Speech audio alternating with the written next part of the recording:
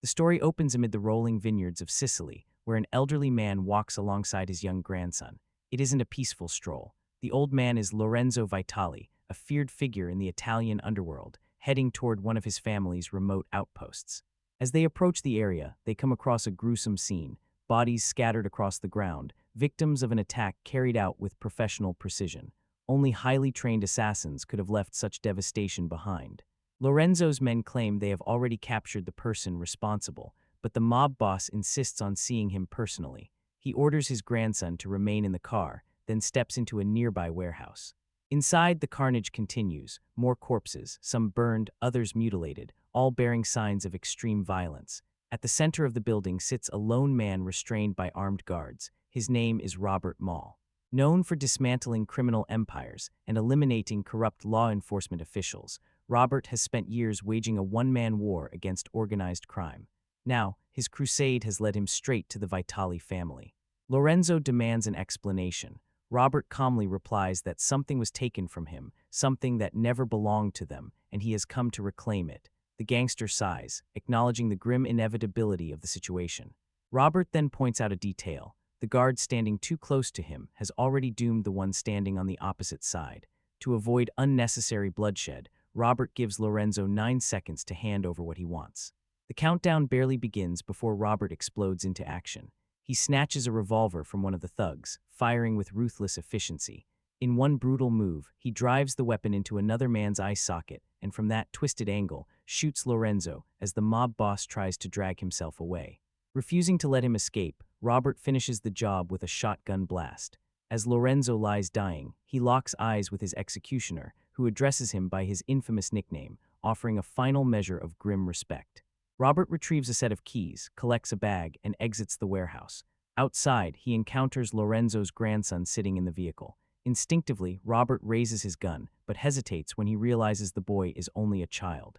He lowers the weapon, a fatal lapse. The child fires a rifle, striking Robert in the back. Though Robert manages to frighten the boy into fleeing, he collapses, stunned that someone so young nearly ended his life. With no ammunition left and his strength fading, Robert boards a ferry back to the mainland. He attempts to drive toward a safe location, but blood loss sends him into shock. He is eventually discovered by Yush, a local police officer, who rushes him to the seaside town of Alaman. There, Robert is treated by Enzo, an elderly doctor with decades of experience. After extracting the bullet, Enzo asks a simple but heavy question. Did he save a good man or a bad one? Robert admits he doesn't know the answer himself, though he insists on leaving.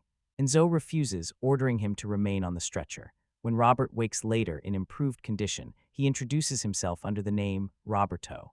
Though still weak and relying on a cane, he convinces Enzo to let him move around the house. Forbidden from leaving town, Robert decides to explore quietly, carefully noting the placement of security cameras. He settles into a small cafe, hoping to order tea. Instead, he's served coffee. The tea, he's told, is reserved for old men and the English. Robert takes the joke in stride. He soon meets Benucci, who introduces him to his young daughter. Benucci casually questions Robert about his injury. Robert claims he suffered a fall, unless, as he dryly adds, one can fall directly onto a bullet. The explanation is clearly flimsy, but Benucci chooses not to push. He does, however, warn Robert that Dr. Enzo is deeply respected in the community, and anyone who brings trouble to his doorstep will face consequences. Before parting ways, Benucci hands Robert a set of car keys and mentions that he never checked Robert's luggage after bringing him home. Later, Robert places an anonymous call to CIA agent McCollins, revealing that Lorenzo's estate served as a front for international drug trafficking, disguised as legitimate business operations across Sicily. The war may have slowed, but it is far from over. The following day, Robert ventures back onto the streets, but he is no longer the precise machine he once was. His signature watch is gone, removed because of his injury, and now he relies on a cane to move around. Without his usual ability to measure every second, his movements feel uncertain. He tires quickly, struggles with stairs, and is forced to acknowledge how fragile he has become. Nights offer no relief. Sleep comes slowly, if at all. The pain in his back keeps him awake, and when his eyes do close, memories of the slaughter in Sicily claw their way into his thoughts. Later, Robert sits alone in a small restaurant, quietly enjoying the local food, when something catches his attention. A young boy enters, approaches the owner, and receives a few bills before leaving. Outside, several rough-looking men wait, clearly connected to the exchange. Robert soon returns to the cafe he visited earlier. This time, the owner finally serves him tea and formally introduces himself. Small gestures like this begin to matter. Over the next several days, Robert settles into the rhythm of a layman. He watches shopkeepers open their doors, greets familiar faces, and for the first time in many years, experiences something resembling peace. One afternoon, Robert walks past Angelo's fish market and notices a group of the same suspicious men gathered outside. Inside, Marco Canta, a rising figure within the organization, is savagely beating Angelo, demanding payment of a protection fee imposed on all local businesses. When the gang leaves, they warn Angelo that he has 1 week to come up with the money. Robert witnesses everything in silence, his eyes locked on the men as though studying targets. The criminals soon return to their base in Naples, confirming their identity as members of the Camorra, one of Italy's most notorious crime syndicates. At the same time, another Camorra crew attempts to force property owners to sell a building so it can be converted into a luxury hotel. When an elderly lawyer refuses on behalf of the tenants, people who would be left homeless, the gang throws him from an upper-floor window. Marco and his older brother Vincent, the group's leader, observe the aftermath. As civilians are driven from their homes, Marco asks Vincent for greater responsibility in handling these operations. Vincent declines, telling him to stay focused on Alaman, hinting that larger ambitions await him. Elsewhere, the CIA launches an investigation led by Emma and Agent Frank in Sicily. Inside a warehouse, they uncover millions of dollars in cash and large quantities of phenylene tablets. The discovery validates the anonymous tip they received. What remains unexplained is the massacre that took place at the site. With no suspects and no witnesses, their only light is the mysterious caller. Back in Italy, Vincent meets Marco inside a church. Though the setting suggests holiness, the conversation is anything but. Vincent orders Marco to tighten his grip on Alaman, explaining that control of the town is essential to their long-term plans. Meanwhile, Robert has regained most of his strength and prepares to leave Alaman, believing his chapter there is over. But the moment he steps outside, he sees smoke rising in the distance. Angelo's fish market is engulfed in flames. Although no one was inside, Angelo and his wife collapse in grief, knowing their livelihood has been destroyed. As residents scramble to put out the fire, Robert notices Marco's men standing at a distance, watching the destruction with quiet satisfaction. When the flames are finally extinguished, Robert helps salvage what little remains.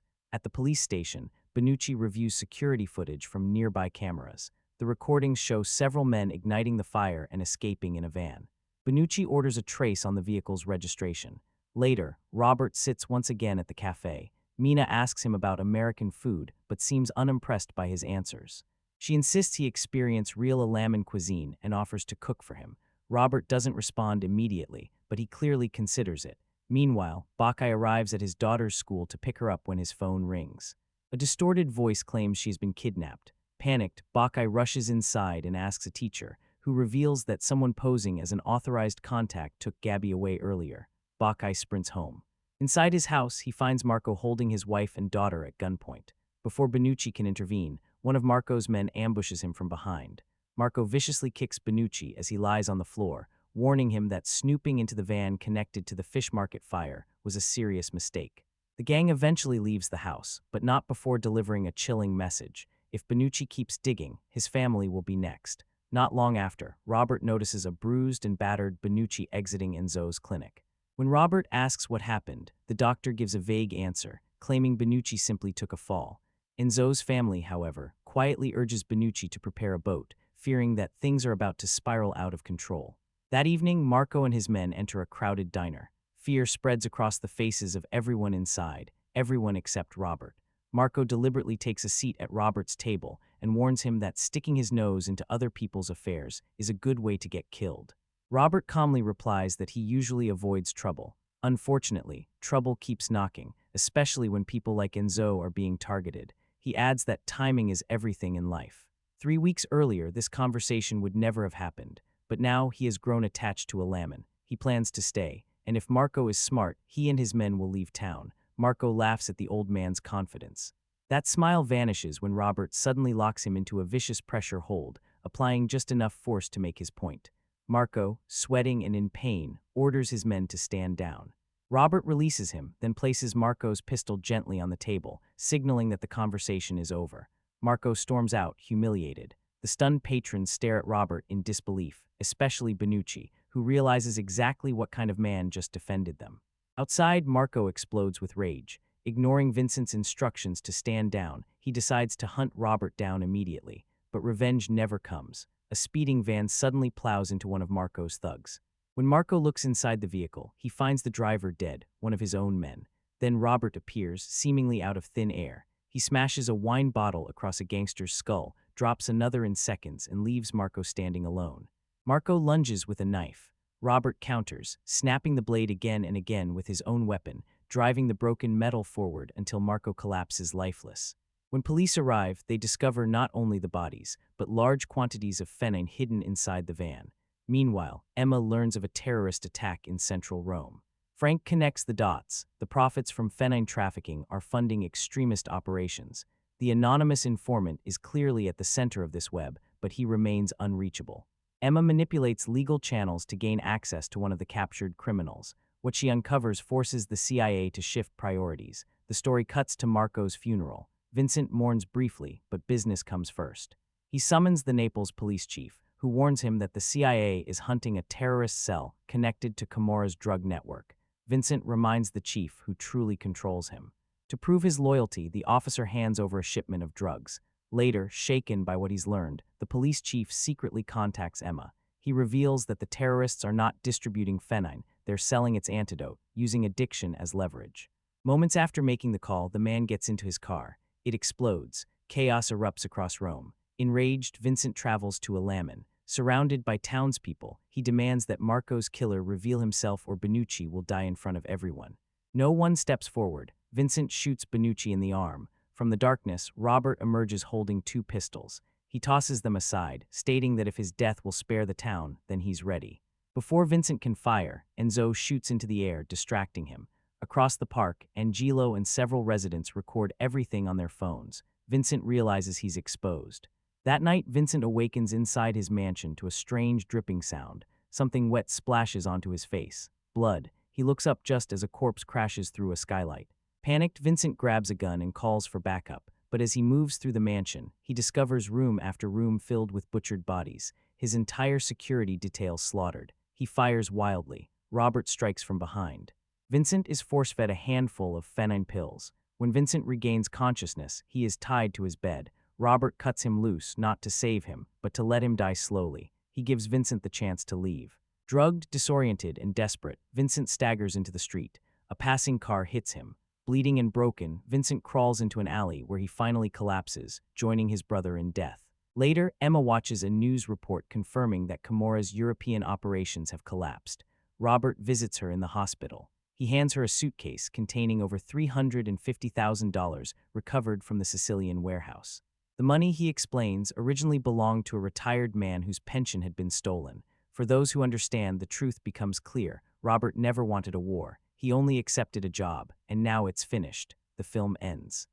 Analysis: what if the most dangerous man in the room is the one who no longer wants to fight? What if the legendary hunter, the silent executioner, the man who built a reputation on fear, is now searching for something far more fragile? Peace, not redemption, not forgiveness, not a clean slate, just peace. This story is not about becoming a hero. It's about a man who has already crossed every line and is now wondering if there is anything left on the other side. In this final chapter of the Equalizer saga, Robert McCall is no longer chasing monsters across city streets. He isn't working for agencies. He isn't answering to anyone. He is simply trying to disappear. But here's the cruel truth about men like McCall. You can leave violence behind, but violence never truly leaves you. Unlike the previous films filled with urban chaos and relentless momentum, this chapter feels different, slower. Quieter, heavier, every step feels weighted, every glance feels tired. Every moment feels like borrowed time. This isn't a story about how a man becomes a killer. This is a story about what happens after the blood, after the bodies, after the legend. And yet, evil still exists. It always does, hiding behind smiling faces, hiding inside quiet streets, hiding where no one wants to look. And when evil finds a place to grow, Robert McCall finds himself with a familiar choice.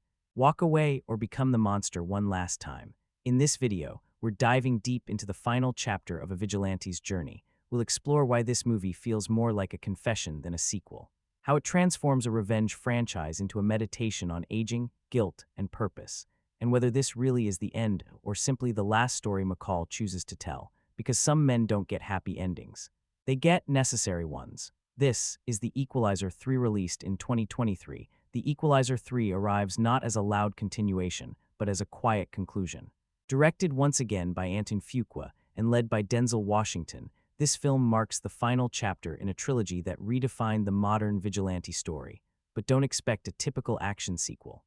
This time the battlefield isn't a sprawling American city. It's a small town in southern Italy, sun-washed streets, old stone buildings, narrow alleys, quiet cafes, a place that feels untouched by the chaos of the modern world. A place where nothing ever seems wrong, and that's exactly what makes it dangerous. At its core, The Equalizer 3 follows Robert McCall as he attempts something he has never truly done before: live a normal life. No missions.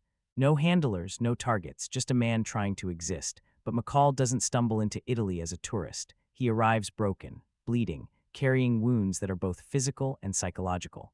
He's not running toward a new mission. He's running away from the old one. The film presents a simple, spoiler-free premise. A former government operative seeks peace in a foreign land, only to discover that innocence is an illusion. The town he grows to love is being quietly suffocated by organized crime, not through explosions, not through open war, but through fear, extortion, threats, disappearances, the kind of evil that thrives when good people stay silent. This movie isn't about a hero saving the world. It's about one man deciding whether he still has a role to play in it. And unlike the previous films, where McCall actively hunted injustice, here injustice comes knocking. The Equalizer 3 functions as both a standalone story and the emotional endpoint of the trilogy. You don't need deep knowledge of the earlier films to understand what's happening.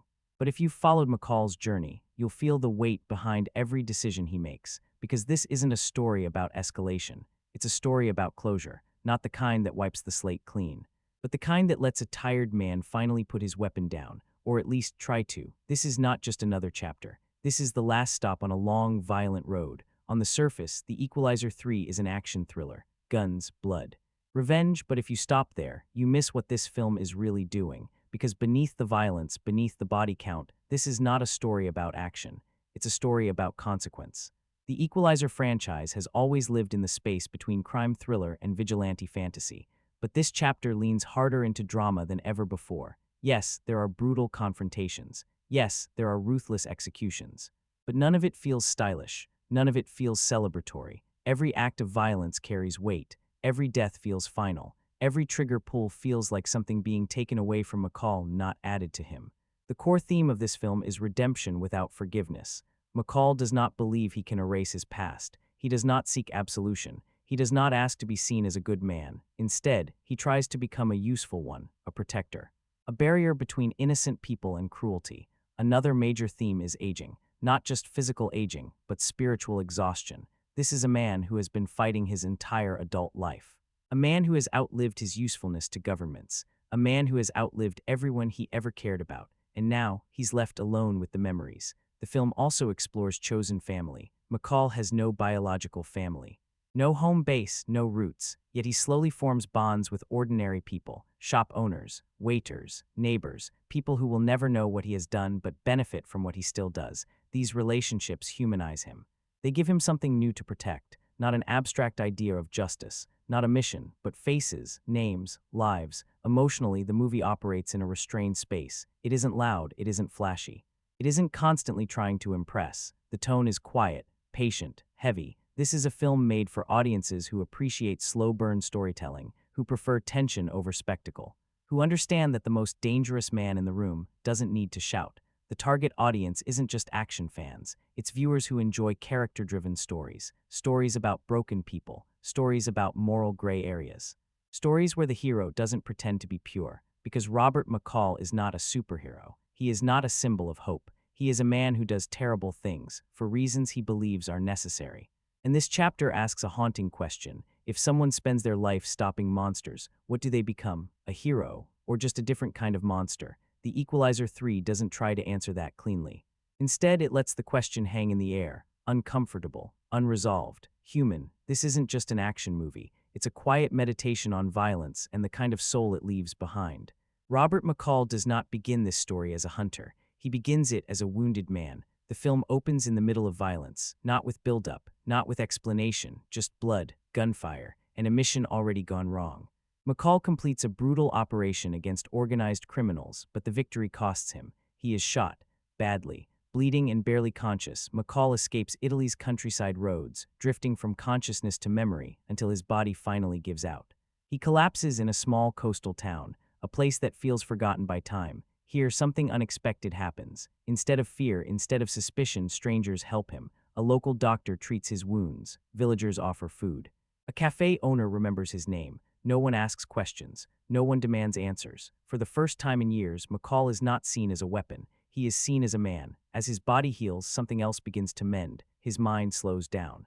He starts walking the same streets every morning, drinking coffee at the same table, greeting the same faces, listening to laughter, hearing music, feeling normal, and that feeling terrifies him. Because normal life is not something Robert McCall was ever meant to have, but paradise has a shadow. McCall slowly notices patterns. A shop owner who smiles but never looks happy. A restaurant that closes without explanation. A young man beaten for reasons no one will discuss. The town is not peaceful. It is quiet. There's a difference. The silence is enforced. A local crime syndicate controls everything. They don't rule through open warfare. They rule through intimidation. They take money. They issue warnings. They destroy anyone who refuses, and the townspeople endure it, not because they accept it, but because they believe resistance equals death. McCall watches. He listens. He gathers information without asking questions, and eventually he intervenes. Not violently, not yet. He approaches the criminals calmly, politely. He tells them to leave the town, to stop hurting people, to walk away. They laugh. They mock him. They see an older foreigner, a wounded man, a nobody. They have no idea who they're talking to. Soon after, one of the townspeople is brutally punished as a message, and that is the moment McCall makes a decision. The same decision he has made his entire life. If no one else will protect these people, he will. But this time, McCall does not launch a public war. There are no explosions, no shootouts in the streets, no headlines. Instead, people simply start disappearing. Low-level enforcers vanish. Dealers are found dead in empty buildings. Cash routes collapse. Communication lines break. Fear spreads. The criminals don't know who is killing them. They only know someone is. At the same time, an American intelligence analyst investigating international crime begins tracing a trail of dead syndicate members. Every lead points to the same invisible figure, a ghost, a pattern. A professional, as McCall dismantles the organization piece by piece, the criminals realize they are not dealing with a rival gang. They are dealing with an executioner. They launch their own hunt. They flood the town with armed men. They search house to house. They threaten civilians. They try to draw McCall into the open. Instead, they walk into a trap. McCall uses the town itself as a weapon. Narrow alleyways, dark staircases, abandoned buildings.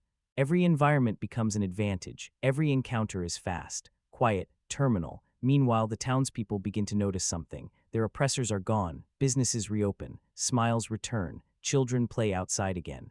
They don't know who saved them. They only know someone did. By the time the crime boss finally understands the scale of what's happening, it's already too late, because Robert McCall was never fighting a war. He was performing an extermination. This isn't the story of a man rediscovering violence. It's the story of a man realizing he never truly left it. By the time we reach the final act, Robert McCall is no longer hiding.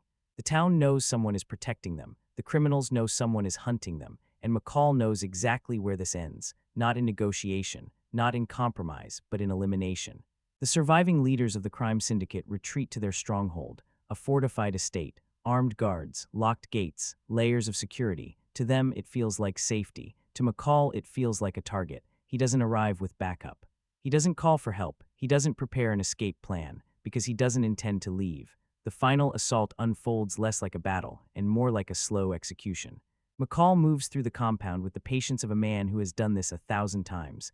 Lights go out, guards vanish, hallways fall silent. Each kill is intimate, close, controlled. There is no rage in his face, no pleasure. Only focus. This is not vengeance. This is duty. As McCall advances deeper into the estate, his injuries catch up with him. He is bleeding, breathing hard, moving slower. Every step costs something, and that matters. Because the film wants us to understand something important. McCall is not invincible. He is not a superhero. He is an aging man pushing himself beyond human limits. The final confrontation with the crime boss is not a grand showdown filled with speeches. There are no philosophical monologues, no begging, no dramatic villain confession. The crime boss tries to bargain, tries to buy his life, tries to justify his empire. McCall doesn't respond. He kills him, quickly, decisively, because to McCall explanations don't matter, only outcomes. With the leadership destroyed, the organization collapses, the remaining criminals scatter. The extortion stops, the fear dissolves, the town is free, but the film does not frame this as a triumphant victory. There is no celebration, no cheering crowds, no statue built in McCall's honor. Instead, we return to quiet. McCall walks through familiar streets, sits at his usual cafe, orders his usual drink. People smile at him, thank him, welcome him. They still don't know who he really is, and McCall doesn't correct them. Because the ending isn't about recognition, it's about belonging. For the first time in his life, McCall doesn't feel like a visitor. He doesn't feel like a weapon passing through. He feels rooted. The symbolic meaning of the ending is simple but powerful. McCall accepts that he cannot erase his past. He cannot undo the bodies. He cannot become innocent, but he can choose where he stands. He chooses to stand with ordinary people, to live among them, to protect quietly. This suggests a shift in identity, not from killer to saint, but from wandering executioner to stationary guardian.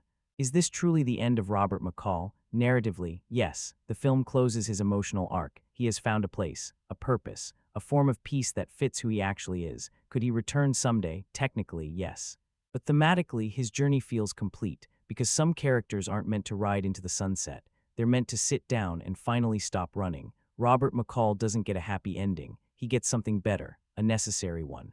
The Equalizer 3 may look simple on the surface, but beneath the gunshots and silence, the film is quietly speaking in symbols, small details, visual choices, behavioral patterns, all hinting at where Robert McCall is mentally and where his journey is truly heading. One of the most noticeable changes is McCall's physical movement. In earlier films, he moved with sharp precision, fast, mechanical, almost machine-like. Here he walks slower, he sits longer, he breathes heavier. This isn't just aging, it's visual storytelling. The film is telling us that time is winning, but something else hasn't slowed down, his mind. Whenever danger appears, McCall's eyes sharpen instantly. His posture straightens. His body may be tired, but the weapon inside him is fully operational. This contrast reinforces a haunting idea. McCall can never truly stop being what he is. Another subtle symbol is the disappearance of his ritualistic stopwatch behavior. In earlier entries, McCall timed his kills. Seconds mattered. Precision was ceremonial. In this film, that habit fades. Why? Because he no longer needs structure to control himself. Violence has become instinct, and that's more disturbing than discipline. The town itself functions as symbolism. Bright sunlight, open plazas. Children playing, it visually represents innocence, but hidden beneath that beauty, crime thrives. This mirrors McCall. Calm exterior, polite demeanor, soft-spoken, but beneath a lifetime of buried brutality, the town is McCall. McCall is the town, both appear peaceful, both hide monsters. Church imagery appears frequently. Bell towers, crosses, quiet chapels, but McCall is never shown praying. He sits, observes, listens. This suggests he does not believe in forgiveness. Not from God, not from institutions, only personal accountability. When church bells ring during moments of violence, the film creates ironic contrast. Traditionally, bells symbolize peace. Here, they accompany death.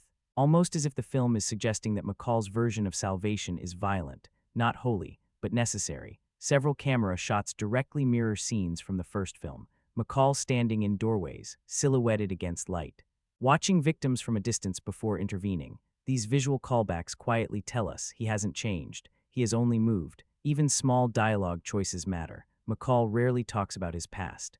When others ask where he's from, he gives vague answers, not because he's hiding, but because he no longer defines himself by those chapters. He is actively refusing to narrate his own legend. One of the most powerful hidden details is how the townspeople never learn the truth. They don't know his name, they don't know his history, they don't know what he has done. They simply know someone protected them.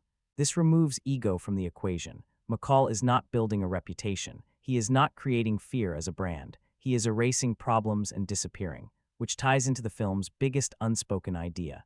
True redemption in McCall's world is anonymous, not rewarded, not celebrated, just practiced. Even the color grading supports the symbolism. Early scenes are warm, golden, inviting. As violence escalates, shadows deepen. Blacks grow heavier, blues creep into the frame. The world visually darkens as McCall steps closer to his old self. The film never says this out loud, but it shows it constantly. And perhaps the biggest hidden message, McCall does not try to become a normal man. He accepts that he cannot. Instead, he becomes a stable one. He chooses stillness, routine, community, not innocence. This distinction matters. The film isn't about change, it's about acceptance. acceptance of what you are and choosing how to aim it. The Equalizer 3 isn't hiding its meaning, it's whispering it, for viewers willing to listen. Behind the quiet intensity of the Equalizer 3, there's a surprisingly deliberate creative philosophy. This film was never designed to be the biggest, the loudest, or the most explosive chapter. It was designed to be the most personal.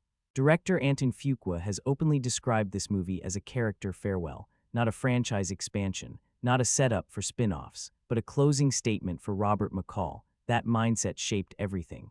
From pacing to location to action style, for the first time in the franchise, the story largely takes place outside the United States. Southern Italy wasn't chosen simply for visual beauty. It was chosen for emotional contrast, a place associated with history, tradition, and slower living. The opposite of McCall's previous environments, many of the townspeople seen on screen were not professional actors. They were real residents of the filming locations. Their natural behavior, the way they greet McCall, speak casually, and interact with each other, adds authenticity that cannot be faked. Denzel Washington, now in his late 60s during production, still performed portions of his own fight choreography, not the most dangerous stunts, but enough to maintain physical credibility. However, the filmmakers intentionally designed shorter, tighter action sequences, not because of limitations, but because exhaustion is part of the story. McCall isn't supposed to feel endless anymore.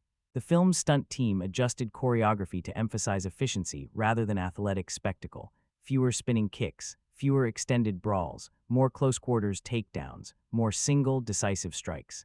This aligns perfectly with the character's age and mindset. Interestingly, the creative team avoided heavy digital effects whenever possible. Practical effects were prioritized: blood hits, makeup wounds, environmental destruction. This grounds the violence. It makes it feel tactile, uncomfortable, real. Several sequences were reportedly trimmed during editing, not because they lacked action, but because they slowed emotional momentum. The focus remained on rhythm and atmosphere rather than body count. Another small but meaningful detail: this is the first Equalizer film where McCall spends extended time simply existing, eating, walking, sitting, observing. These quiet moments were intentionally preserved in the final cut, because the filmmakers wanted audiences to feel what peace looks like, so they could feel the cost when it's threatened. Even the marketing reflected this shift.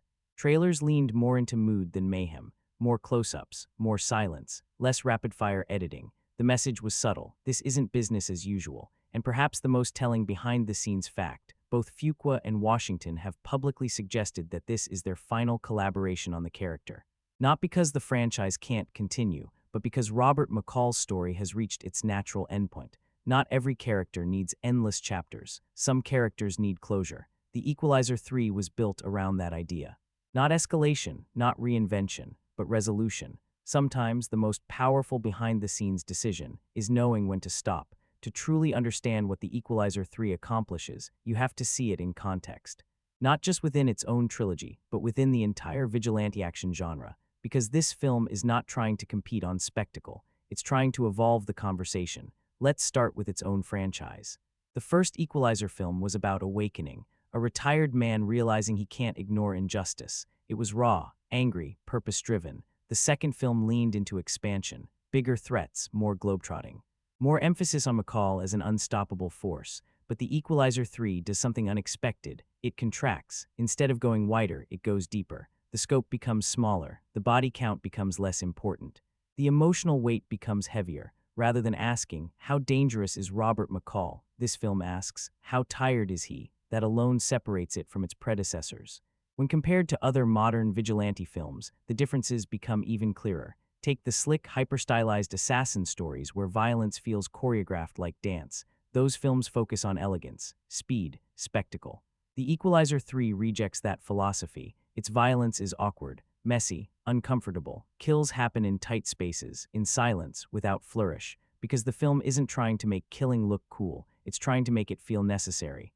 Compare this to vigilante stories built around revenge. Characters who lose family, who snap, who spiral, who burn the world down emotionally. McCall isn't driven by personal loss in this chapter. No one close to him is murdered.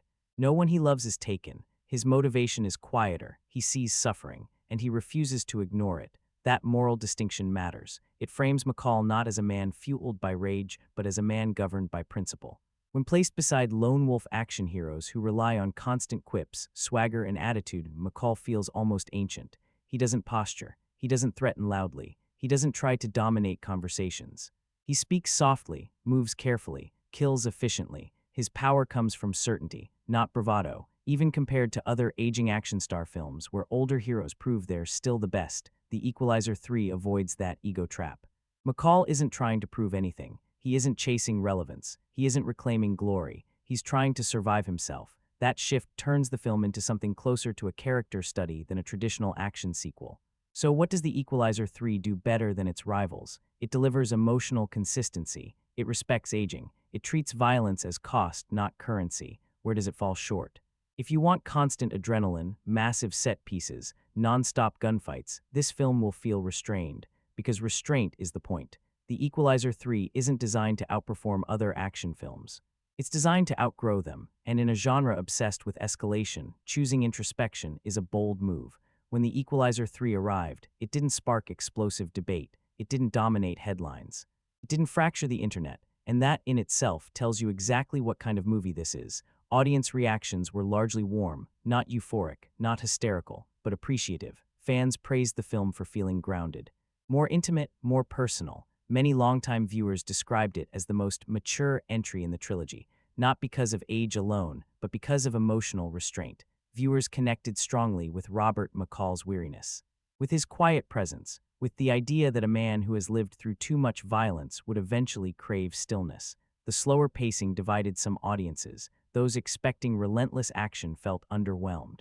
But those who embraced the reflective tone felt rewarded. Critics mirrored this split. Some reviewers wanted a bigger finale, more scale, more spectacle, more traditional blockbuster energy. Others recognized the intention. They saw a film less interested in impressing and more interested in concluding. Performance-wise, one element received near-universal praise: Denzel Washington. Even critics who were lukewarm on the overall film acknowledged the strength of his presence. Not through explosive dialogue, not through grand speeches, but through body language, silences, micro-expressions, the kind of acting that only works when an actor fully understands the soul of their character. As a franchise entry, The Equalizer 3 occupies a unique space.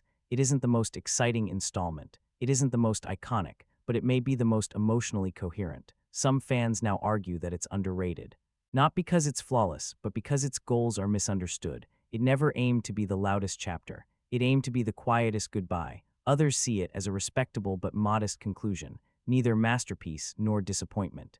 Just a solid, thoughtful send-off. And perhaps that's the most honest way to describe its reception. The Equalizer 3 isn't a movie that demands to be loved. It's a movie that invites you to sit with it, to absorb it, to decide for yourself. Sometimes the films that linger longest are the ones that whisper. So where does The Equalizer 3 ultimately land? Not as a revolution, not as a genre-defining masterpiece, but as something quieter, something rarer, a respectful farewell. Its greatest strength is simple. It knows exactly what story it wants to tell. Not the story of a man becoming powerful, not the story of a man proving himself, but the story of a man learning how to live with what he has done. Denzel Washington carries this film with restraint, with presence, with silence. He doesn't overplay McCall, he underplays him, and that makes every glance, every pause, every small smile feel earned. The atmosphere is another major win. The Italian setting gives the film warmth and texture. It creates a visual softness that clashes beautifully with the underlying darkness, peace sitting on top of violence, light resting on top of shadow. The action, while smaller in scale, is purposeful. There is no filler, no flashy choreography designed purely for spectacle. Every confrontation pushes the story forward. Every kill has narrative weight, but the film isn't without flaws. The pacing is slow, deliberately slow. Some viewers will feel the middle stretch drags. Others will wish for a larger, more explosive finale, and that's fair. This movie is not designed for impatience. It is designed for reflection. So who should watch The Equalizer 3? Fans of the franchise, viewers who enjoy character-driven action, audiences who appreciate older protagonists, anyone drawn to stories about aging, consequence, and quiet redemption. Who might skip it, those looking for non-stop adrenaline, those who want spectacle over substance, those who prefer their action loud and constant. As a final chapter, The Equalizer 3 succeeds where it matters most. It respects its character, it respects its audience, and it knows when to end, because not every legend needs a blazing finish. Some legends deserve a quiet place to rest, and for Robert McCall, that quiet place feels earned. REVIWS. Denzel Washington returns once again as the quiet, deadly protector of those who cannot protect themselves, dispatching enemies with chilling precision. This time around, his journey begins in Sicily, where he is eliminating members of the mafia when he stumbles upon something suspicious. A massive flow of drugs moving through what should be one of the most tightly controlled ports in the world. After being injured, he somehow ends up in Naples, where he recovers and slowly becomes part of a small, close-knit community filled with warm and welcoming people. Naturally, peace doesn't last long. When Camorra criminals torch a local fish market that Robert has grown fond of, he responds in the only way he knows how. His actions quickly put him on the radar of a powerful crime family, while he also alerts a CIA contact, played by Dakota about the expanding drug operation. To be honest, I would watch Denzel Washington in almost anything, even complete nonsense. He brings credibility to every role he touches, regardless of genre. That said, many of his recent action outings have been under Anton Fuqua's direction, and I remain somewhat conflicted about that partnership. Fuqua clearly has a fondness for graphic violence, often delivering blood-soaked set pieces in abundance. I sometimes wonder if he's trying to comment on society's appetite for brutality, but I don't fully buy that interpretation. It often feels like gore takes precedence over deeper character work or stronger narrative development. I also continue to struggle with his preference for dim lighting and washed-out colors. Because of this, my overall reaction remains mixed, yet I'll still show up for the next collaboration, purely because of Washington. Going into this installment, my expectations were reasonable. I enjoyed the first film, felt lukewarm about the second, and can confidently say that this third entry is surprisingly strong. The story is engaging, with Robert once again placed at the center of a moral conflict, standing against Italian crime bosses and pursuing justice. While there are plenty of confrontations and action sequences, what stands out is that Robert feels human again. The second film leaned heavily into portraying him as nearly unstoppable, almost superhuman.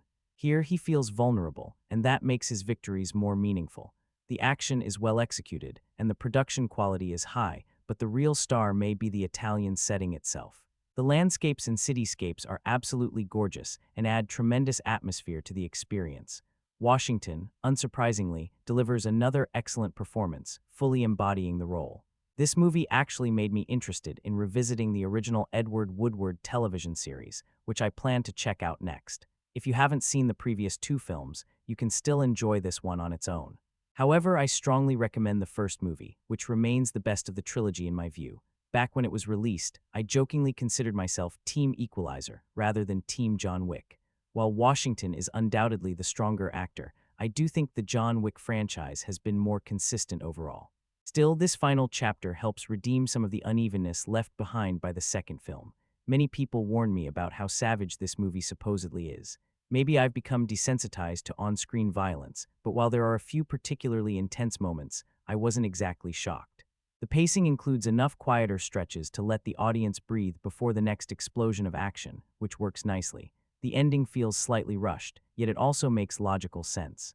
The final reveal, too, feels inevitable in hindsight. The clues were always there. Generally, I'm not a huge fan of action films where the hero is practically untouchable and always comes out on top. But the Equalizer series is an exception for me, and that's almost entirely because of Denzel Washington. He's capable of so much more than these roles, yet he elevates them through sheer talent and presence. Another strength of the franchise is that each entry feels distinct in tone and structure.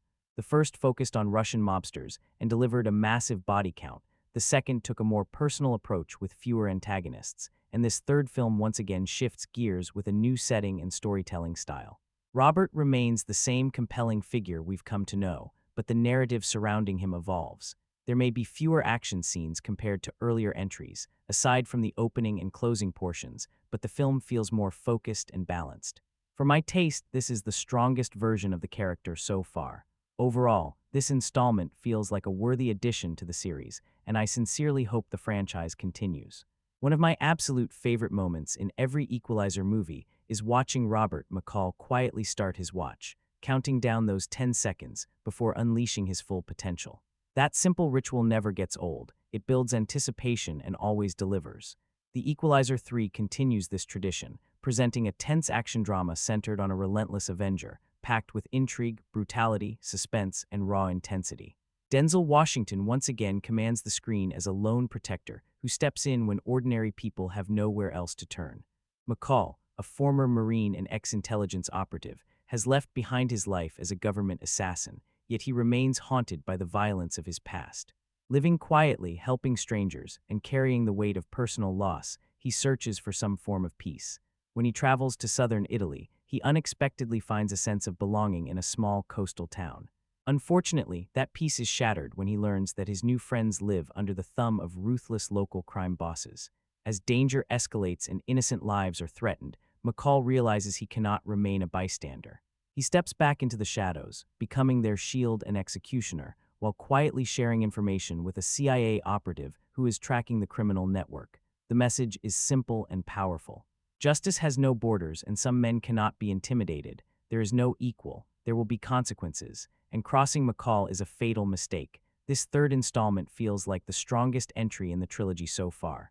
It blends suspenseful storytelling, explosive gunplay, brutal close-quarters combat, and emotional undertones about friendship, loyalty, and community. Washington's stoic presence remains the backbone of the film. With minimal dialogue and maximum impact, he proves once again that he doesn't need flashy theatrics to dominate a scene. Watching him methodically dismantle criminals using everyday objects and carefully planned strategies is endlessly satisfying. The story itself is fairly straightforward and doesn't attempt to reinvent the wheel. It's not non-stop action from beginning to end, but when the violence erupts, it hits hard and fast. The quieter moments, particularly those showing daily life in an Italian town and its social customs, add texture and atmosphere, helping the audience connect with the people McCall is trying to protect. The film also carries the spirit of the classic television series that inspired the franchise, one man using his skills to level the playing field for those who can't fight back. It's a simple concept, but one that remains effective, especially in Washington's hands. He completely sells the idea of a weary warrior who would rather rest but cannot ignore injustice. The direction leans into gritty realism, with well-paced set pieces and a strong sense of tension. The cinematography frequently favors natural lighting and warm tones, capturing beautiful Italian landscapes while contrasting sharply with the darkness of the criminal underworld. A moody and emotionally driven musical score further enhances the experience. Supporting performances across the board are solid, with convincing portrayals of both allies and adversaries. The villains feel appropriately cruel, and the civilians feel genuinely vulnerable, which makes McCall's intervention more meaningful. While the film isn't without its cliches, it embraces them confidently. The pacing is tight, the atmosphere is thick, and the emotional core is stronger than expected.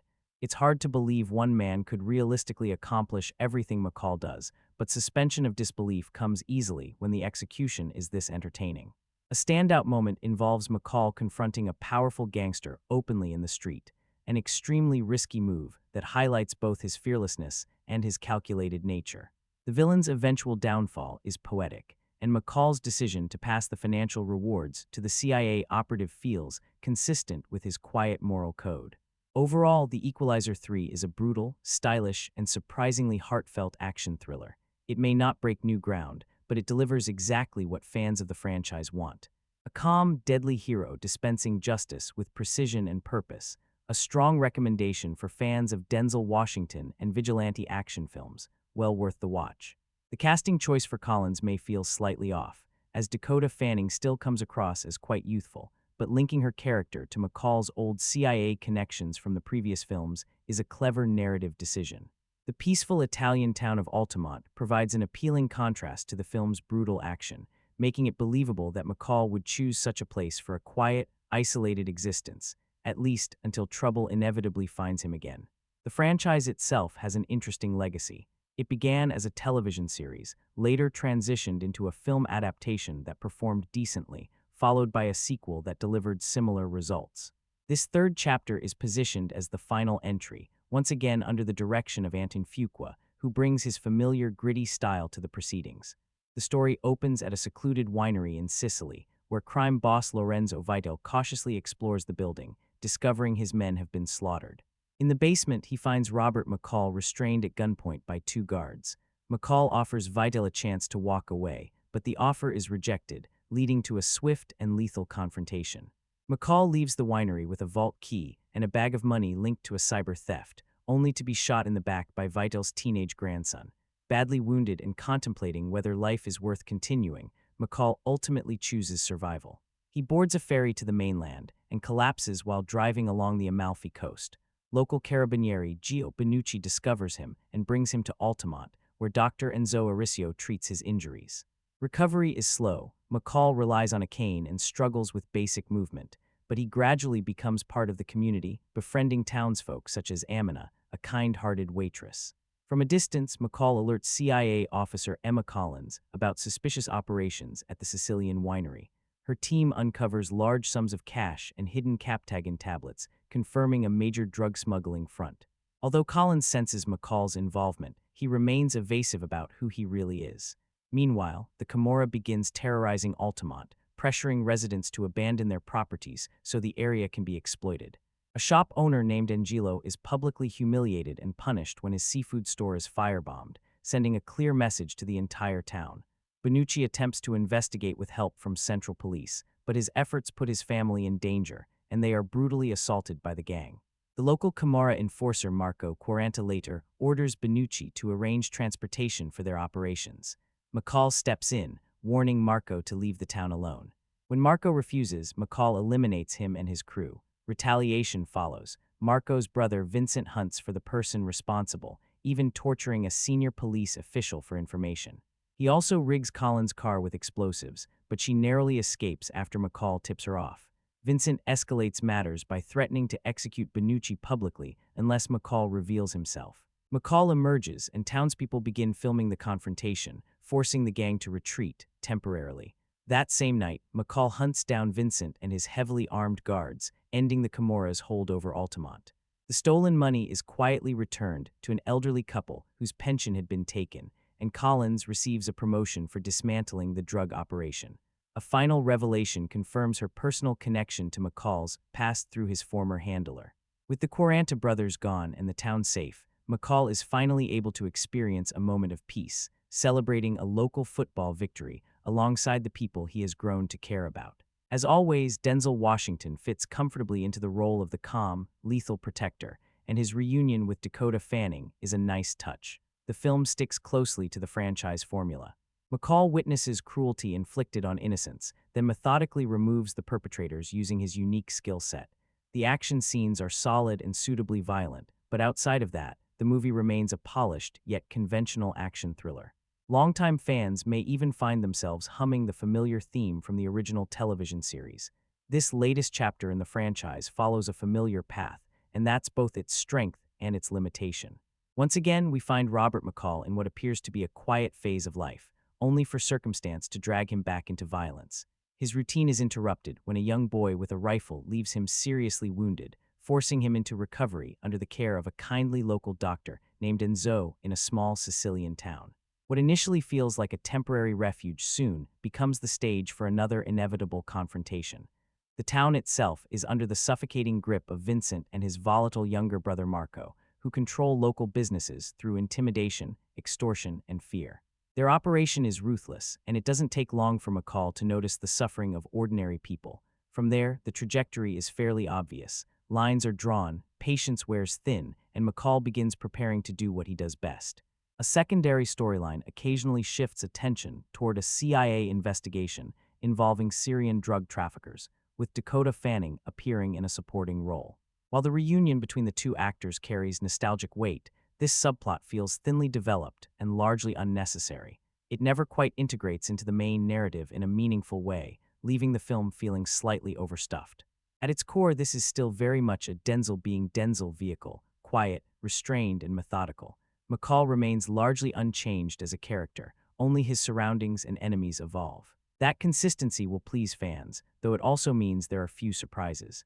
The performance itself feels more subdued than before, and while that may reflect McCall's age and weariness, it occasionally comes across as lacking urgency.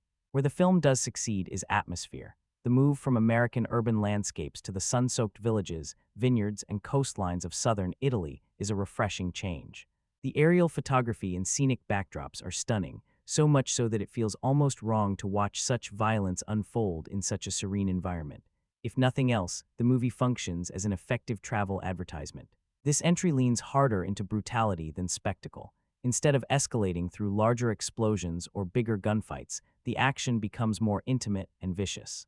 McCall wastes little time, dispatching enemies quickly and decisively. There's a sense that he knows he doesn't have endless battles left in him, so efficiency becomes his primary weapon. Narratively, the film sticks firmly to well-worn good versus evil tropes.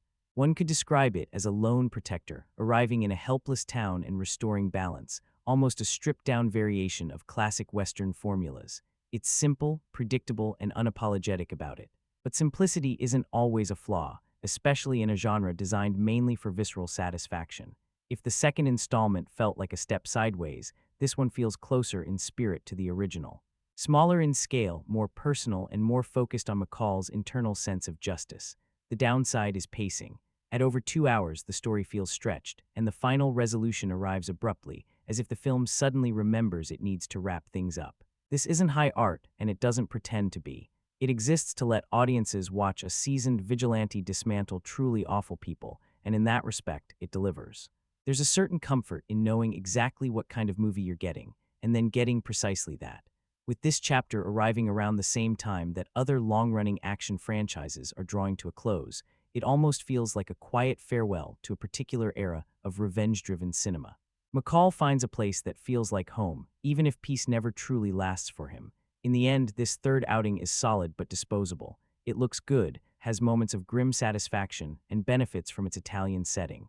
You'll likely enjoy it while it's on, and forget most of it soon after.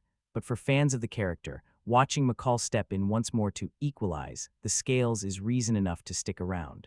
In this installment, it's Emma Collins, played by Dakota Fanning, who quietly passes intelligence to the CIA, while Robert McCall, Denzel Washington's near-mythic Avenger, handles all of the truly dangerous work himself. From the opening moments, the film is steeped in relentless violence, unfolding against the striking backdrop of a small Italian port town whose beauty clashes sharply with the brutality that erupts within it.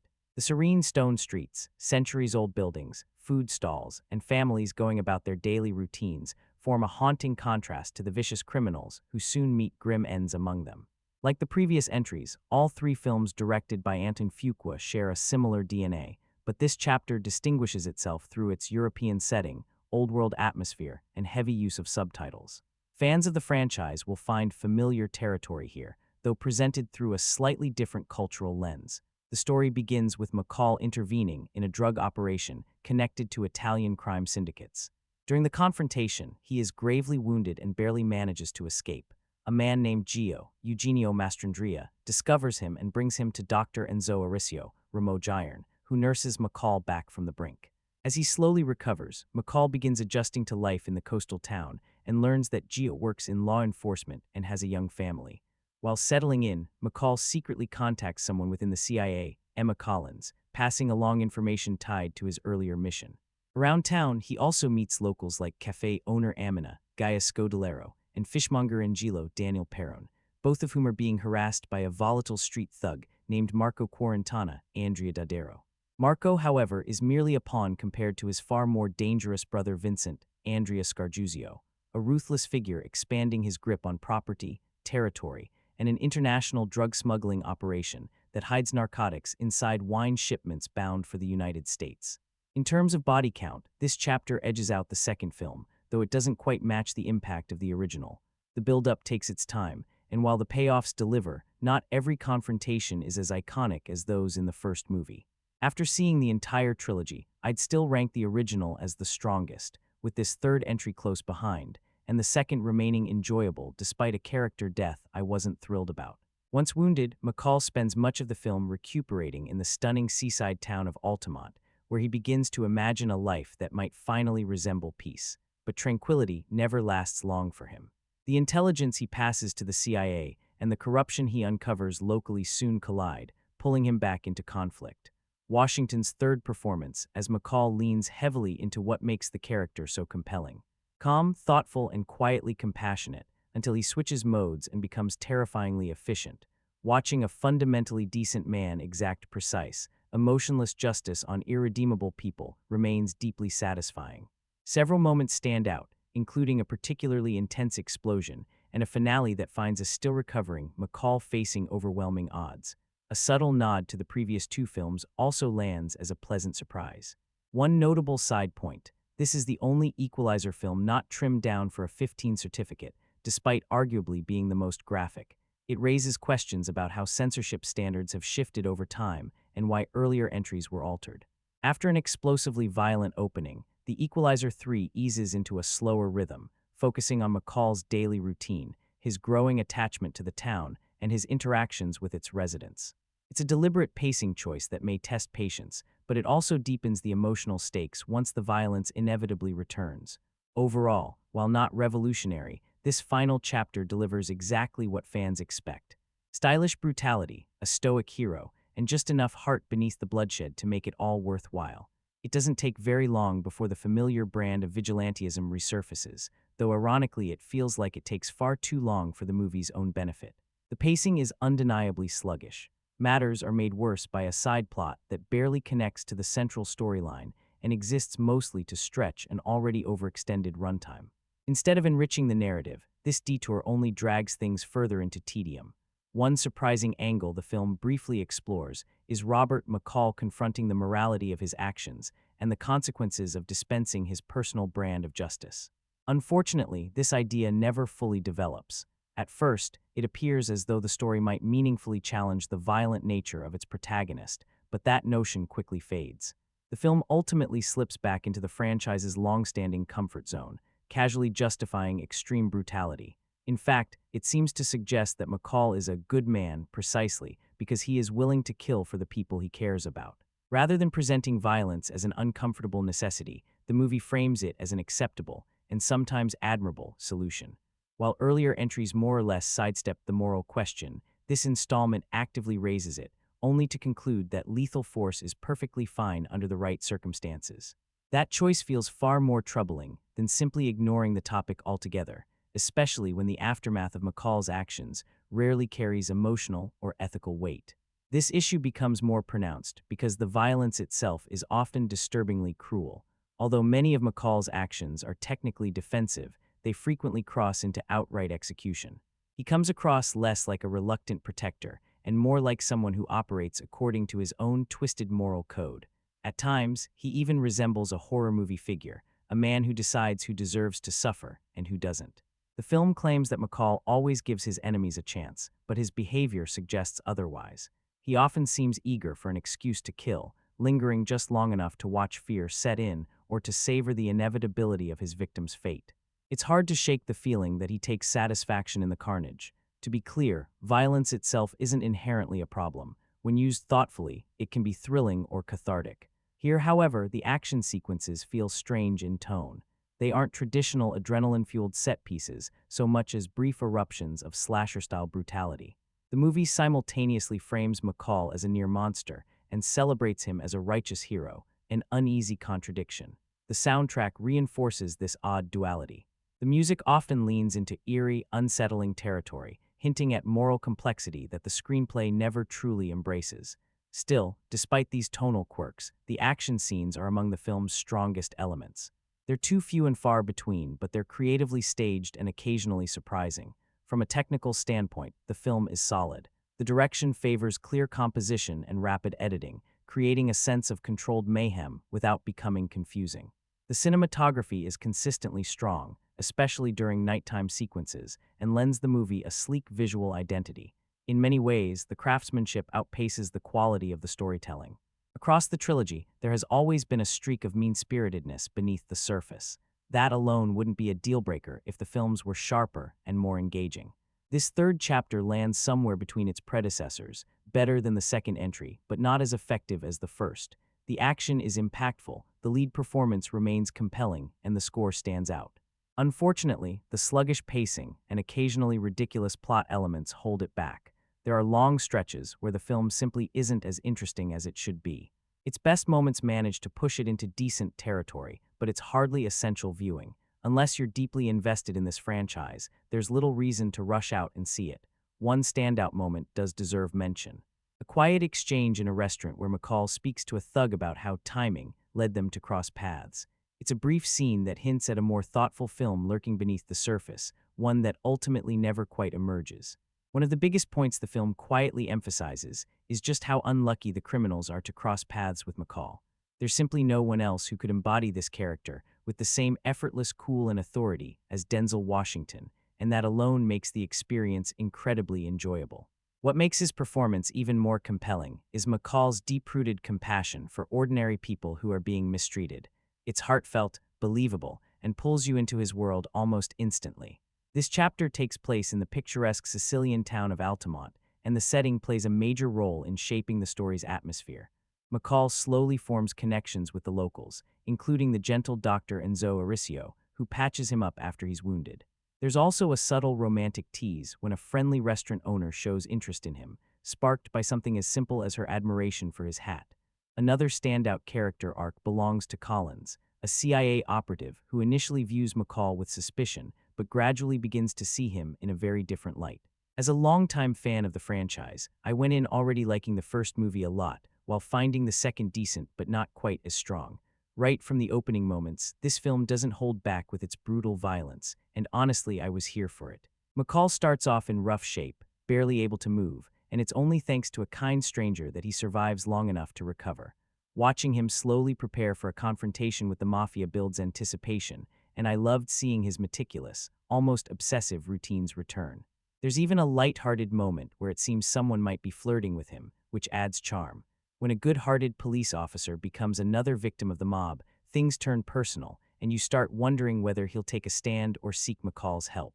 It's clear that McCall begins to feel at home in this town, and once that happens, the line is crossed. Anyone who hurts these people becomes his enemy. When he finally strikes back, it's swift, efficient, and extremely satisfying, though I admit I wanted more. The late-stage action is solid, but I was hoping for a bit more intensity and gore. Overall, I'd say this entry is better than the second film, though it still doesn't surpass the original. My personal rating lands at an 8 out of 10. Anytime a movie combines Italy, Sicily, or Naples with action thriller elements, it already earns a certain level of excitement. This installment feels more refined, with a stylish script, strong atmosphere, and a slick flow.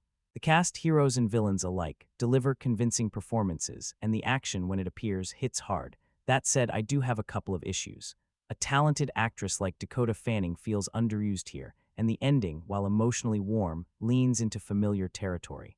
Still, I don't believe this series should stop at 3 films. Score breakdown, story, 7 character development, 8 realism, 7 entertainment value, 8 acting, 8 cinematography, 8.5 visual effects, 8.5 sound and music, 8.5 depth, 7.5 logic, 6 pacing, 7.5 action/crime/thriller elements, 7 ending, 6 as a conclusion to the trilogy. The movie works well. Even with a fresh location and new supporting cast, it successfully builds emotional investment. Denzel remains magnetic, effortlessly switching between gentle and terrifying in a way few actors can. A single glance from him can send chills. The main drawback is the limited amount of action. None of the films in this series are non-stop shoot-fists, but this one feels especially restrained, with only a handful of combat sequences. That restraint also weakens the final confrontation, which never reaches the explosive payoff I was hoping for. Another issue is that the villains simply aren't intimidating enough. The supposed big bad doesn't feel particularly dangerous, and most of his crew go down far too easily. Add to that the miscasting of Dakota Fanning as a hardened CIA agent, and you have a few missed opportunities. It isn't a complete misfire. Denzel Washington still brings that effortless cool, carrying himself with the calm authority that has defined so many of his best roles. That said, the film often feels less like a gripping crime thriller and more like watching Denzel enjoy an extended vacation along the Italian coast. Still, despite its laid-back pace and holiday postcard atmosphere, the movie remains watchable. It doesn't come close to matching the impact of the first installment, but it's certainly stronger than the second, which was a noticeable dip. There's an early line about organized crime spreading like an illness, with no real cure. Into this sickness steps Robert McCall, a mysterious figure who arrives in a tranquil seaside town and slowly reveals himself to be far more than he appears. It's a familiar setup. The stranger wanders into a troubled place and becomes the unexpected force of justice. That classic vigilante structure has powered countless westerns and crime tales, and setting this chapter in Italy feels like a natural extension of that tradition. As the supposed final chapter, this entry trades sheer body count for a more introspective focus. Compared to ultra-violent franchises like John Wick, this film leans less on non-stop carnage and more on quiet menace and restrained intensity. McCall doesn't posture or grandstand. He simply lays down an ultimatum and follows through. The reasons for McCall choosing this particular town are somewhat vague, but his reaction to the local mafia's cruelty is crystal clear. He grows fond of the residents and deeply disturbed by the exploitation, drug trafficking, and intimidation they endure. That moral outrage becomes the engine of the story. Once McCall decides to intervene, things escalate quickly, leading to a handful of brutal confrontations. One especially uncomfortable sequence involving an armed contest stands out as a showcase of how vicious this version of McCall can still be. Visually, the film aims for poetic contrast, pristine white buildings splashed against sudden violence. The intention is strong, and there are moments where the imagery works beautifully, but overall the movie never quite capitalizes on the full visual potential of its stunning setting. Strangely, a place that should feel alive and vibrant often comes across as flat. Because this chapter is positioned as McCall's farewell, there's an added layer of nostalgia in watching him methodically dismantle yet another criminal operation. We know the villains are doomed, and that inevitability becomes part of the comfort.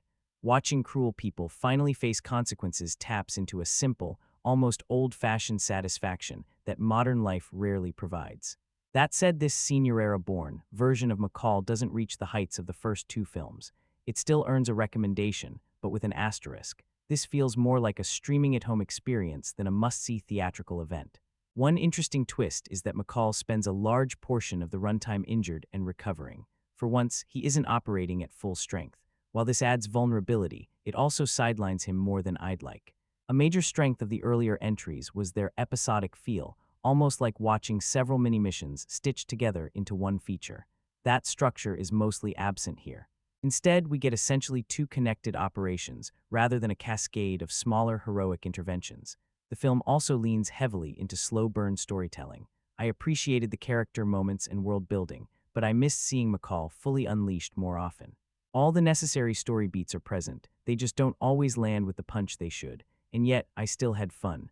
Those brief flashes of classic McCall, cold, precise, unstoppable, are genuinely satisfying. And let's be honest, Denzel Washington has a magnetic screen presence that elevates even lesser material. He remains charismatic, commanding, and endlessly watchable. I also respect how consistent this franchise has been. Even at its weakest, it never collapses into total nonsense. This installment may sit at the bottom of the trilogy, but it's still entertaining. The hard R rating helps a lot too. When violence happens, it's swift, brutal, and unapologetic. Thankfully, this wasn't watered down into something PG-13. If you enjoyed the first two films, there's no real reason not to complete the trilogy. And if you're concerned about franchise fatigue, at least each chapter has been getting shorter instead of longer. Hollywood could learn something from that. In the end, this third and likely final chapter of the big screen adaptation of the classic vigilante concept isn't essential viewing, but it's a decent farewell to a character who has delivered plenty of crowd-pleasing justice over the years. Verdict: flawed, slower, and smaller than expected, but still a worthwhile send-off, best enjoyed from the comfort of your couch. The film wastes no time throwing the audience into chaos, opening with a violent shootout inside an Italian winery where Robert McCall cuts through a wave of criminals before taking a serious hit himself. Barely conscious, he manages to drive away, eventually collapsing on a roadside where a compassionate police officer brings him to a quiet village and into the care of a kind-hearted doctor. No questions, no judgment, just help.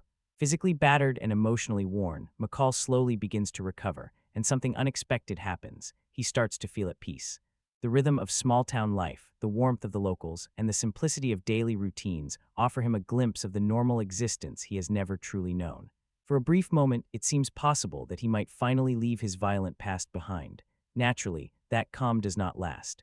The village soon finds itself under pressure from a ruthless local mafia operation running a protection racket, preying on businesses and intimidating residents. When McCall witnesses the cruelty inflicted on people who welcomed him with open arms, his instincts resurface. Adding further complications is the appearance of a determined CIA agent who shares a personal connection to McCall's former life, reopening doors he had hoped were permanently sealed. What follows is a familiar path toward an inevitable confrontation, one that builds to a brutal and decisive reckoning with those responsible. Over the last decade, this franchise, adapted from a classic television property, has carved out a steady place among modern action series. The partnership between star and director has remained intact throughout, giving the films a consistent personality and style. While many viewers still hold the original installment as the strongest entry, there has been hope that the creative team might recapture that spark with each new chapter. Unfortunately, this third outing often feels like it is running on autopilot. The structure closely mirrors its predecessors, rarely surprising or challenging expectations. Large stretches of the film unfold at a sluggish pace, filled with subdued character moments that lack the emotional weight needed to justify their length. The narrative never quite generates the momentum required to make the quieter passages compelling. When the movie does shift into action, however, it briefly comes alive. The violence is sharp, savage, and uncompromising, and these sequences carry a raw energy that reminds us why the character once felt so formidable. Several set pieces are genuinely gripping and showcase a mastery of tension and choreography, yet those flashes of intensity only highlight the surrounding weaknesses. The villains are thinly sketched and forgettable, the writing struggles to provide meaningful stakes, and even McCall himself feels oddly muted. Denzel Washington still brings natural gravitas and controlled menace, but there is a sense that the material isn't giving him much to work with. Compared to the second film, which at least attempted to deepen the character, this entry feels more hollow. At times, the movie seems more interested in showcasing picturesque Italian scenery than telling a fully realized story, giving it the unintended vibe of a glossy travel showcase rather than a substantial expansion of the series' mythology.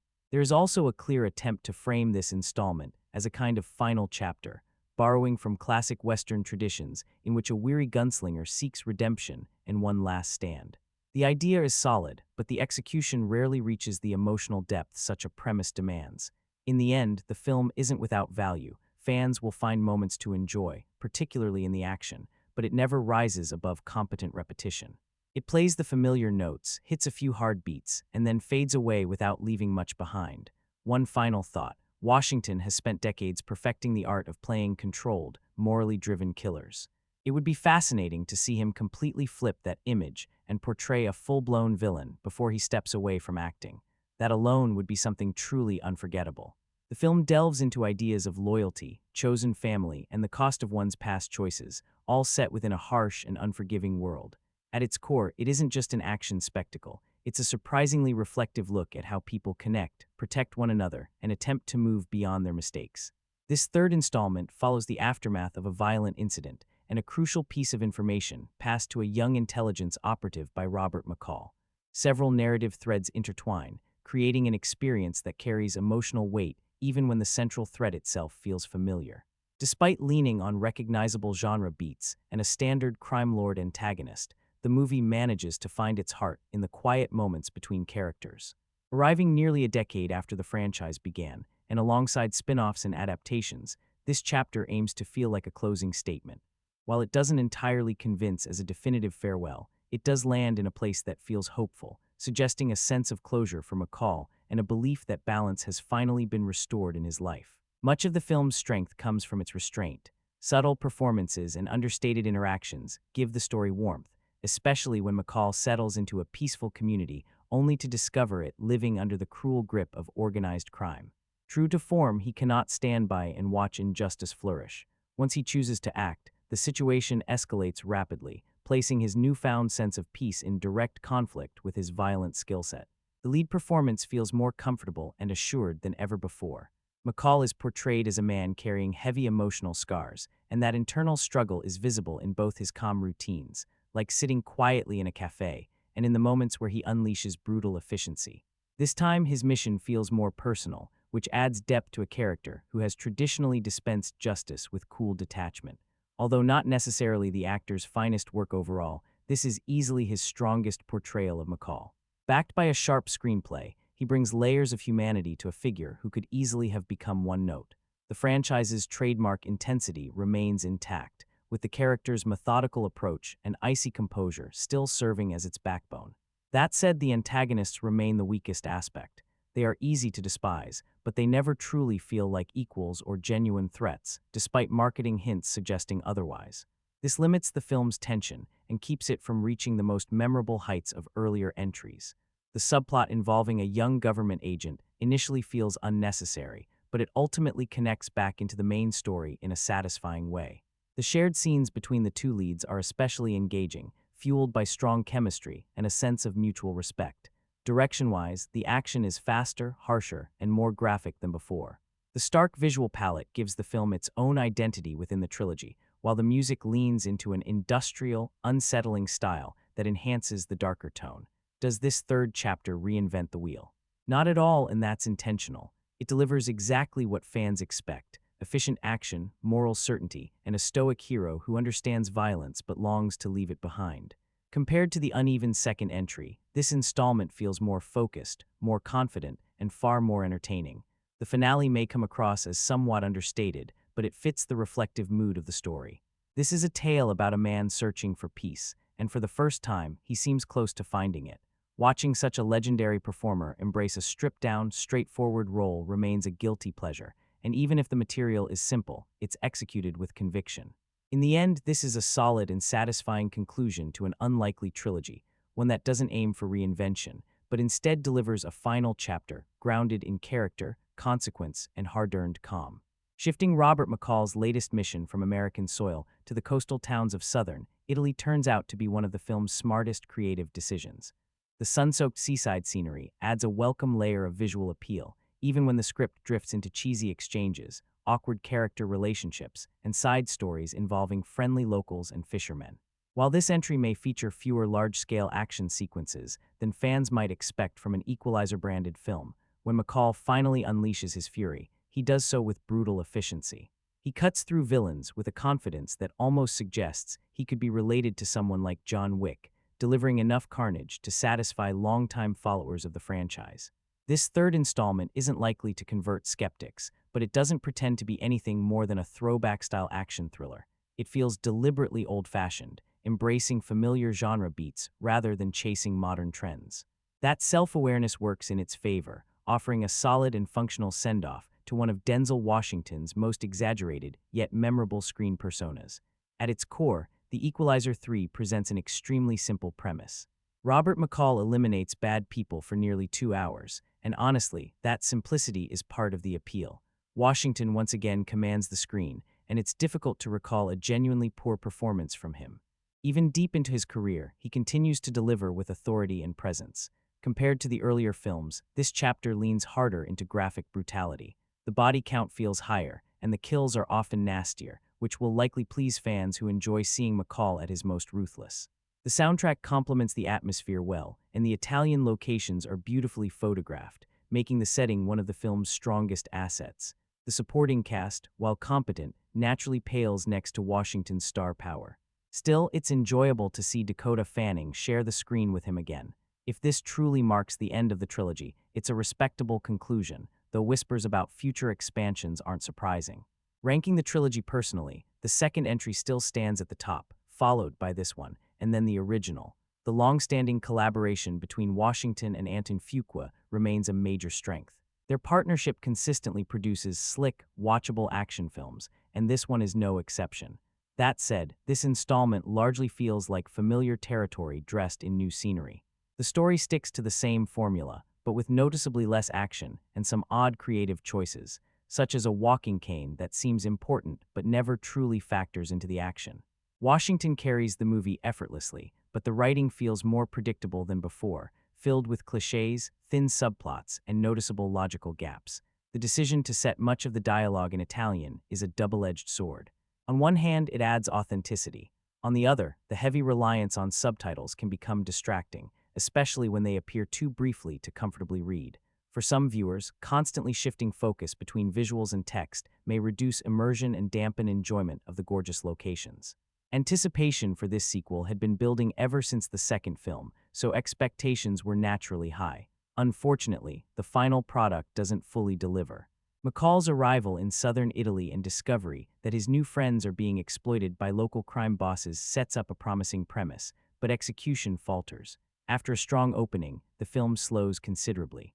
McCall spends a large portion of the runtime simply drifting through daily life, and the lack of meaningful action for extended stretches becomes frustrating. Watching him go about his routine while barely engaging in vigilantism feels like a missed opportunity. The narrative drags for more than half of the runtime, leaving the pacing uneven and occasionally dull. When the action finally surfaces, it's effective, and the closing moments are serviceable, though somewhat underwhelming. The main villain's downfall, in particular, feels anticlimactic, lacking the impact one might expect from a supposed final chapter. In the end, this is a mixed bag. Washington remains outstanding, the setting is excellent, and the violent set pieces are intense when they appear. But weak storytelling, sluggish pacing, and heavy reliance on subtitles hold the film back from greatness. It's an acceptable conclusion, driven almost entirely by the strength of its lead actor. A modest, old-school action finale that leans heavily on star power and atmosphere. Thin story, limited action, but still worth watching for fans of McCall and Washington's commanding presence. One of the biggest letdowns here is the lack of truly memorable one-on-one combat. Yes, the violence is present, and when the action does arrive, it hits hard. But those moments are spaced so far apart that long stretches of the movie feel strangely empty. After a strong opening, the pacing slows to a crawl, and if we're being honest, nothing particularly gripping happens until the final act. That's especially disappointing considering how consistently entertaining the first two films were. It honestly feels baffling that the filmmakers didn't realize how much the story drags for nearly an hour with almost no meaningful action. The situation reminds me of Halloween Ends, a franchise finale that fails to live up to what came before. And to make matters worse, this is supposedly the last chapter in the series. What an underwhelming farewell for such an iconic character. The performances are solid across the board in this 102-minute runtime, but strong acting alone can't make up for what's missing. The villains are forgettable, their motivations paper-thin, and the narrative never quite finds its footing. In the end, it comes across as a weak and unsatisfying conclusion to the trilogy. Ironically, it's also the shortest entry, yet it somehow feels the longest due to its sluggish pacing. Even the few bursts of brutal action can't fully save it, and aside from the central character, most of the supporting cast fails to leave a lasting impression. What makes this even stranger is that Robert McCall himself spends a large portion of the movie doing very little. For a franchise built on watching this man operate at peak efficiency, that's a tough pill to swallow. I'd still say give it a watch, but be prepared to feel let down after that promising opening.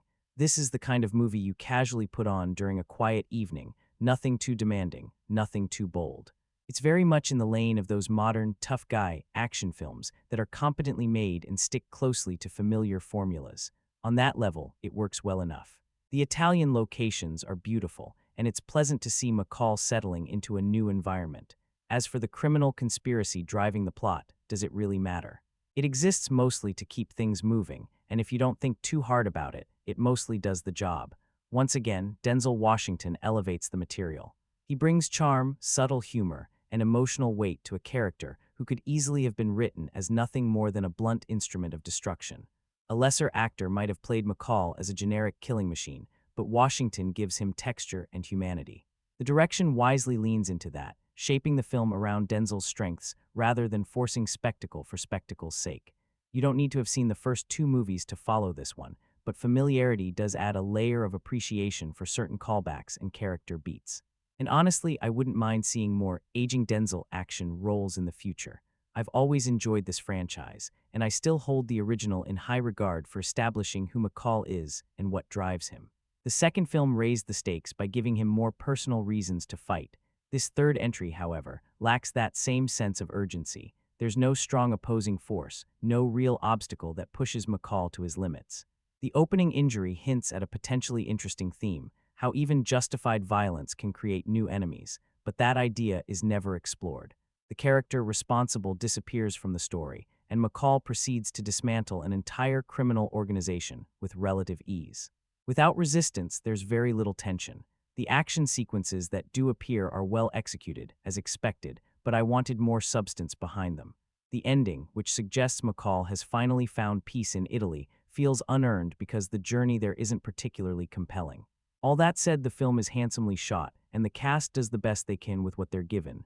Yes, there's less action. Yes, the side characters are thin. Yes, the antagonists are simplistic, but one thing remains unquestionable.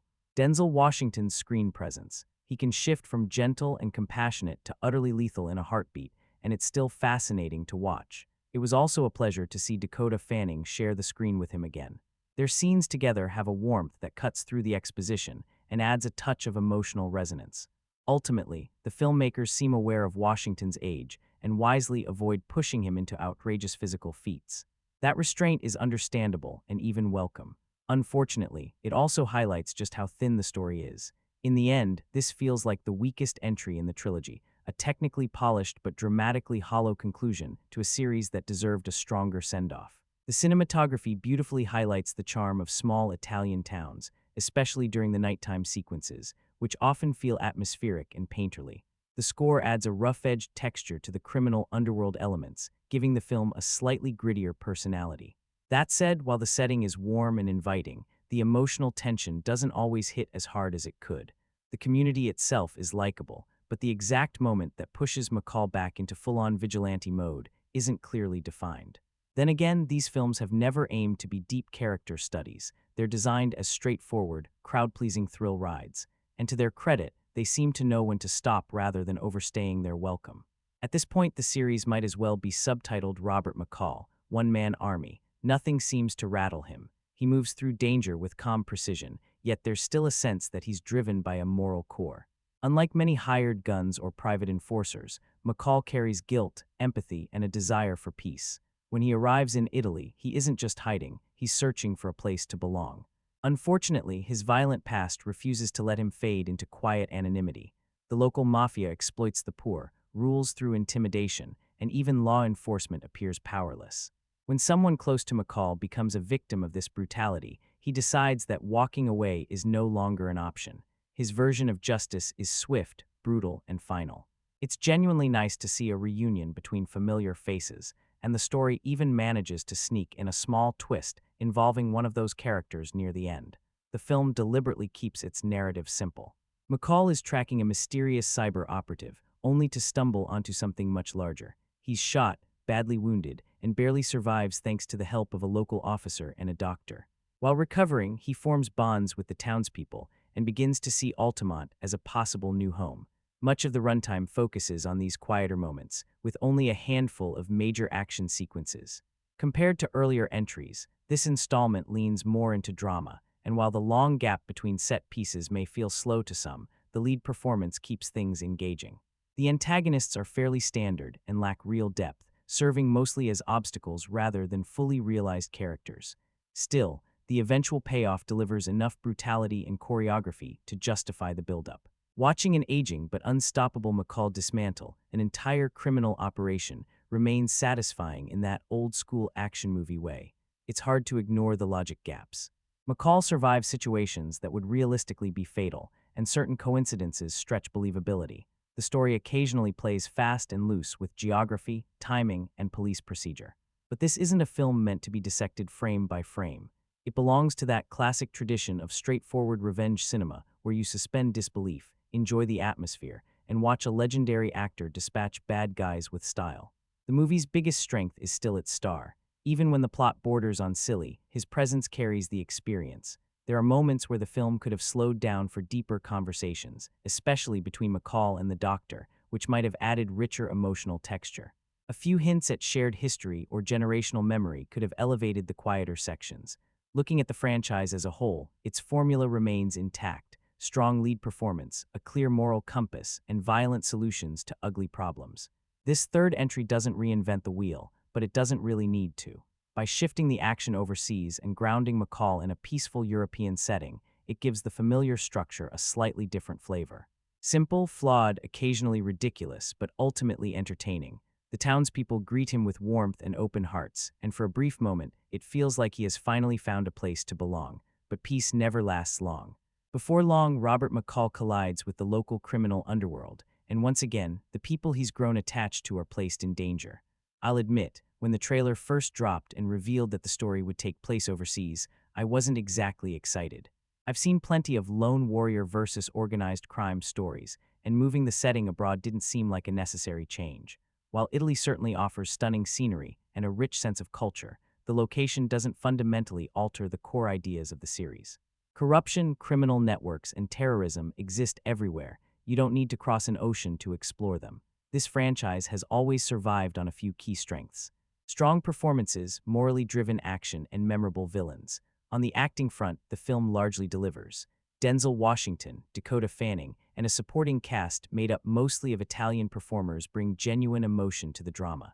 However, the action takes a while to ramp up, and when it finally arrives, it lacks impact due to underdeveloped antagonists. The villains feel flat and interchangeable, which weakens the sense of danger and makes the revenge elements feel somewhat hollow. At times, the movie even comes across as strangely subdued. There is, however, a touching moment near the conclusion that neatly brings the story full circle. Unfortunately, while meaningful, it doesn't quite reach the emotional or cinematic heights of the original film. The tone is stronger than the previous installment, but the weak antagonists and familiar plot beats keep this chapter from standing out. Despite its efforts, the movie occasionally slips into generic territory. One of the most satisfying aspects is seeing Denzel Washington share the screen again with Dakota, fanning nearly 2 decades after their collaboration in Man on Fire. Their chemistry remains intact, and it's genuinely nice to see them reunited. This third entry serves as the closing chapter of the trilogy, once again under the direction of Anton Fuqua, who also produces alongside Washington and others. McCall has settled into life in southern Italy, but he soon learns that his new friends are being controlled by ruthless crime bosses.